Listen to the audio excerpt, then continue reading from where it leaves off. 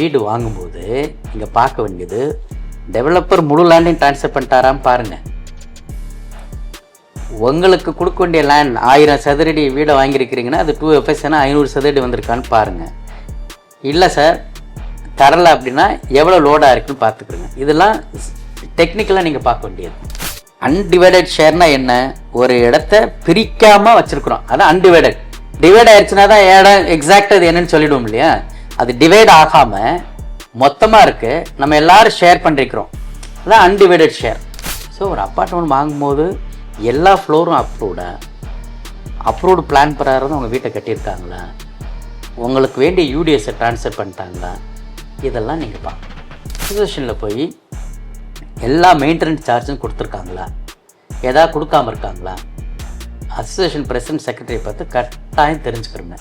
இல்லைன்னா 10 வருஷத்துக்கு மெயின்டெனன்ஸ் கொடுக்காம வச்சுருப்பாங்க. ரெஜிஸ்ட்ரார் ஆஃபீஸர் ரெஜிஸ்டர் பண்ணும்போது சாவி உங்கள் கைக்கு வரணும். 1 மாதம் இருந்துக்கிறேன் சார், 15 நாள் இருந்துக்கிறேன், ஓனராகவே இருக்கட்டும், 15 நாள் இருந்துக்கிறீங்க சார், இந்த 10 லட்சத்தை நான் பிடிச்சி வச்சுக்கிறேன் சார், எப்போ காலி பண்ணுறீங்களோ அப்போ தரேன். ரெஜிஸ்டர் பண்ணுற அன்னைக்கு சாவியை வாங்கிக்கிட்டு தான் நீங்கள். இதெல்லாம் ஒரு 5 இயர்ஸ்க்கு முன்னாடி நடந்துச்சு. ஒரே லேண்டை 4 பேருக்கு ஒத்துருவாங்க. இப்போ அதுக்கெல்லாம் ஆப்பர்ச்சுனிட்டி இல்லை. ஏன்னா அதில் கவர்மெண்ட் நிறைய ப்ராசஸ் பில்ட் பண்ணிட்டாங்க. இன்றைக்கி நீங்கள் விற்கணும் வாங்கணும்னா ஆதார் கார்டு பேன் கார்டு இல்லாமல் விற்க முடியாது, வாங்க முடியாது.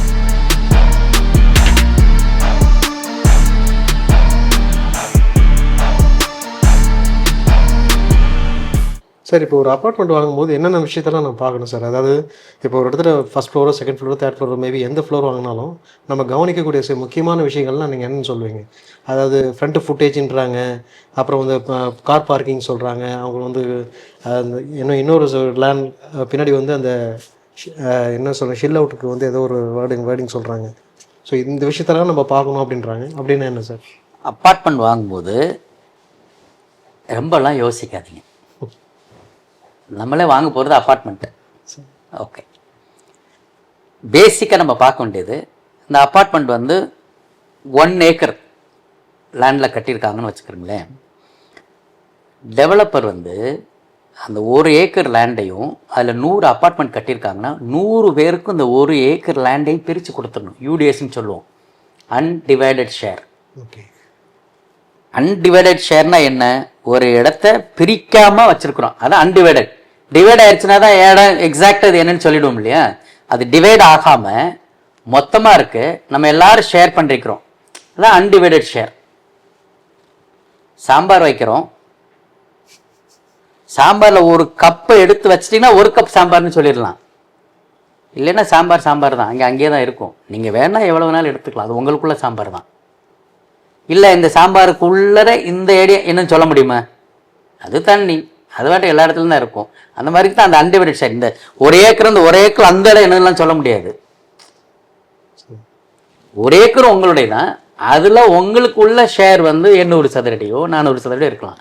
ஸோ அதை டிவைட் பண்ணாமல் மொத்தமாக வச்சுக்கிறோம், அன்டிவைடட். இதுக்கு பேர் தான் அன்டிவைடட் ஷேர்.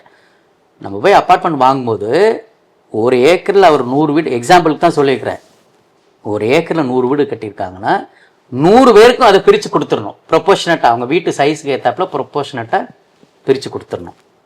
1 சதுரடி கூட டெவலப்பர் வச்சுக்கிறக்கூடாது. ஃபஸ்ட்டு நீங்கள் பார்க்க வேண்டியது அதுதான். ஏன் சார் அதை பார்க்கணும் அப்படின்றீங்கன்னா, இப்போ 43,460 நம்ம நான் 43,000 வச்சுக்கிறோங்க 1 ஏக்கர் அப்ராக்சிமேட்டாக. டெவலப்பர் ஒரு 3,000 சதுரடி அவர் வச்சுக்கிட்டாரு, 40,000 சதுரடி தான் பிரித்து கொடுத்தாரு. சரிங்களா?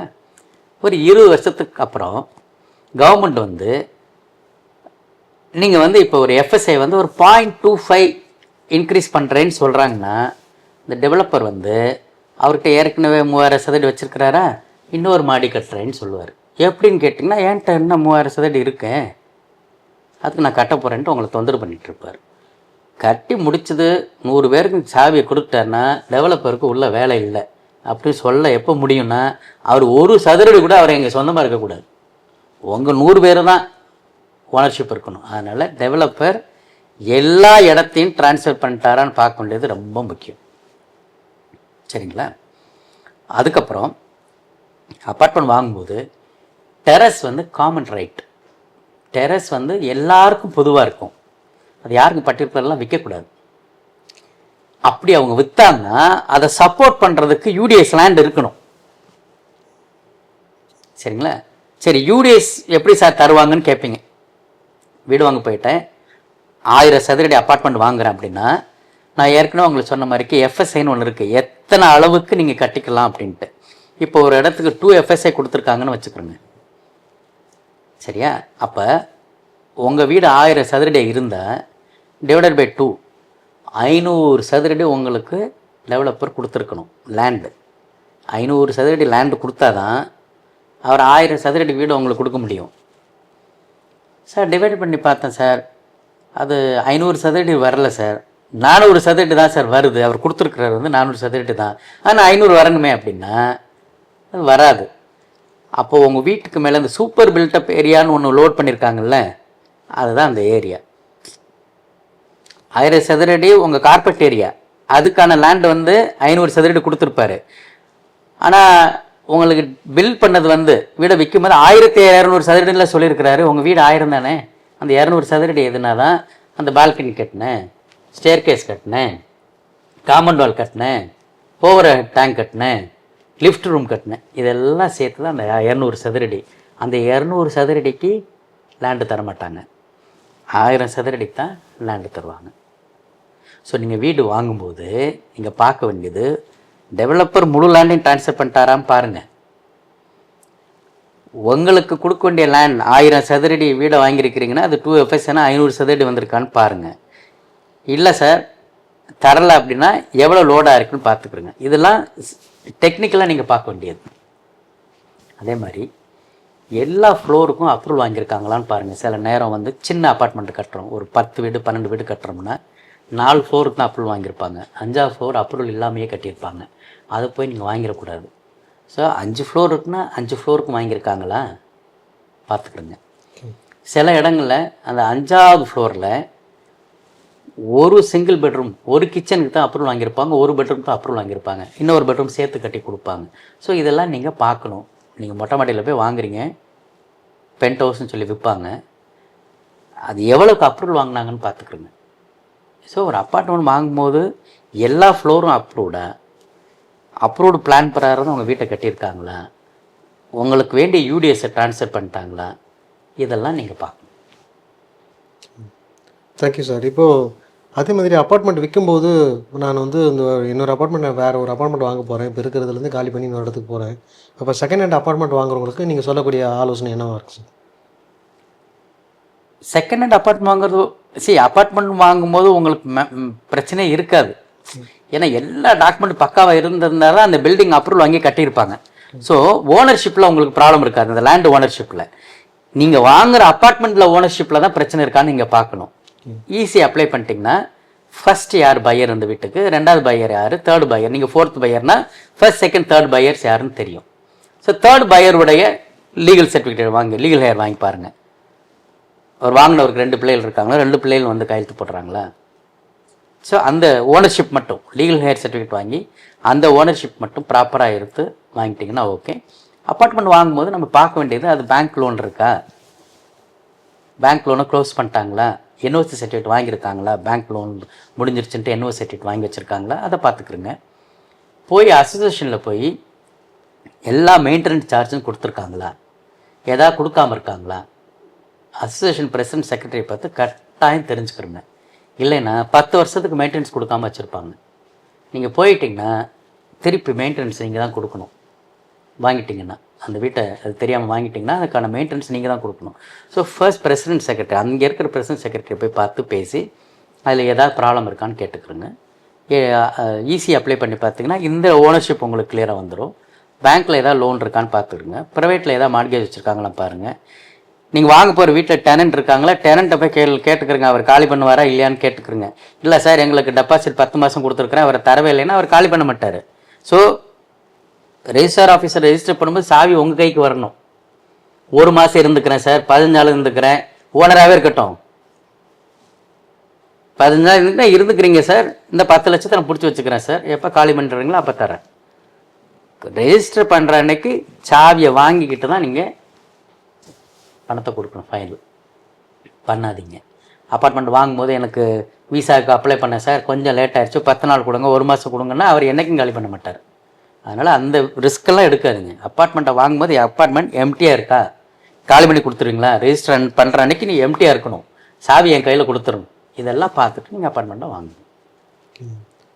அடுத்தது ரொம்ப ரொம்ப ஒரு மிக மிக முக்கியமான ஒரு கேள்வி சார். அதாவது ஒரு லேண்ட் ஒருத்தர் வாங்க போகிறாங்க, காலி லேண்ட் வாங்குறாங்கன்னு வச்சுக்கோங்க. அவங்க வாங்கிட்டாங்க, ஆனால் அந்த லேண்டை வந்து ஏற்கனவே நிறைய பேருக்கு விற்றுருக்கிறதா, ஏன்னா போலீஸ் கம்ப்ளைண்ட்லாம் நிறைய வருது, அந்த மாதிரி வருது. விற்ற லேண்டே நிறைய பேருக்கு விற்று அவங்க வந்து எஸ்கேப் ஆகிடுறாங்க. ஸோ இந்த மாதிரியான மால் ப்ராக்டிஸ் வந்து எப்படி சார் தப்பிக்க முடியும்? அந்த மாதிரி மால் ப்ராக்டிஸ்லாம் இப்போ நடக்கிறதுக்கு 0% தான் சான்ஸ். இப்போ இதெல்லாம் ஒரு 5 இயர்ஸ்க்கு முன்னாடி நடந்துச்சு. ஒரே லேண்டை 4 பேருக்கு விற்றுருவாங்க. இப்போ அதுக்கெல்லாம் ஆப்பர்ச்சுனிட்டி இல்லை. ஏன்னா அதில் வந்து கவர்மெண்ட் வந்து நிறைய ப்ராசஸ் பில்ட் பண்ணிட்டாங்க. இன்றைக்கி நீங்கள் விற்கணும் வாங்கணும்னா ஆதார் கார்டு பேன் கார்டு இல்லாமல் விற்க முடியாது, வாங்க முடியாது. ஆதார் கார்டு வச்சு தான் நம்ம எல்லா ரெஜிஸ்ட்ரேஷன் நடக்குது. ஆதார் கார்டு கொடுத்த உடனே அது சரியாயிருமான்னு இல்லை. ஆதார் கார்டு வச்சுருக்குங்க, நீங்கள் போய் உங்கள் கைரேகை வச்சா தான் அதை ரெஜிஸ்டர் பண்ண முடியும். ஸோ ஆனால் டூப்ளிகேட் முருகன் போய் இடத்த விற்கிறாரு அப்படின்னா நீங்கள் சீல் வச்சவனே தெரிஞ்சிருவார் முருகனா இல்லையான்ட்டு. ஏன்னா உங்கள் ஆதார் கார்டில் நீங்கள் சென்ட்ரல் கவர்மெண்ட்டில் கொடுத்துருக்குறீங்களோ உங்கள் கைரேகை அது இதுக்கு மேட்ச் ஆகும். சரி, இப்போல்லாம் இன்னொரு முருகனுக்கு வந்து டூப்ளிகேட்டாக நிறுத்தி அதே மாதிரி ஃபோட்டோ கொடுத்தாலும் ரெஜிஸ்டர் பண்ண முடியாது. இல்லை, போலி சான்றிதழ்கள் மூலம் அதெல்லாம் பழைய காலங்கள். இப்போ அதுக்கெல்லாம் சான்ஸ் இல்லை. ஆனால் வாங்க போகிறதுக்கு முன்னாடி பழைய காலத்தில் இந்த மாதிரி டூப்ளிகேட்லாம் போட்டு விற்றுருக்காருன்னா ஈஸி போட்டு பார்த்துக்குங்க. சரி, இப்போ விற்கிறவர் தான் ஒரிஜினல் செல்லரா, அவர் தான் ஓனரா அப்படின்னா டாக்குமெண்ட்டாக எடுத்து பார்த்தா தெரிஞ்சிடும். அவர் வந்து அங்கே கைரேகை வைக்கும்போது தெரியும் அவர் தான் முருகனா இல்லை வேற பக்கத்து வீட்டுக்காரர் கூட்டிகிட்டு வந்துட்டாரான்னு தெரிஞ்சிடும். இந்த டூப்ளிகேட் சர்டிஃபிகேட் போடுறது எல்லாமே நார்மலாக ஓனர் அமெரிக்காவில் இருப்பார், யூஎஸ்ல இருப்பார், யூகேல இருப்பார், 10 வருஷமா வரவே மாட்டார். அது லேண்ட் கிராபிங் கேஸ். அது அந்த ஏரியாவில் இருக்கிறவன் யாருன்னா ஒருத்தன் அதை பார்த்துருவான், இந்த ஆள் வர்றதில்லை போகிறதில்லைன்ட்டு டூப்ளிகேட் டாக்குமெண்ட்லாம் போட்டு ரெஜிஸ்டார் ஆஃபீஸில் ஒரு செட்டப் பண்ணி முடிச்சிருவாங்க. இப்போ அதெல்லாம் முடியாது. ரெஜிஸ்டார் நினச்சா கூட டூப்ளிகேட் செட்டப்லாம் பண்ண முடியாது. அந்த ஆள் வந்தால் தான் முடியும். இப்போதைக்கு கவர்மெண்ட் அந்த அளவுக்கு டாக்குமெண்டேஷன்லாம் பக்கா பண்ணிட்டாங்க. ஆனால் பழைய காலங்களில் இதெல்லாம் நடந்துச்சு, மேனுவலாக நடக்கும்போது இதெல்லாம் நடந்துச்சு. இப்போ இதெல்லாம் நடக்கிறது இல்லை. அதுக்காக வேண்டி கண்ணமுடிட்டு வாங்கிருங்கலாம் சொல்லலை. போய் ஈஸி அப்ளை பண்ணி பாத்திரமெல்லாம் வாங்கி செக் பண்ணி அவர் தான் லீகல் ஹேரா, அவருக்கு விற்கிறதுக்கு எல்லா உரிமையும் இருக்கா, அதெல்லாம் பார்த்துட்டு வாங்க.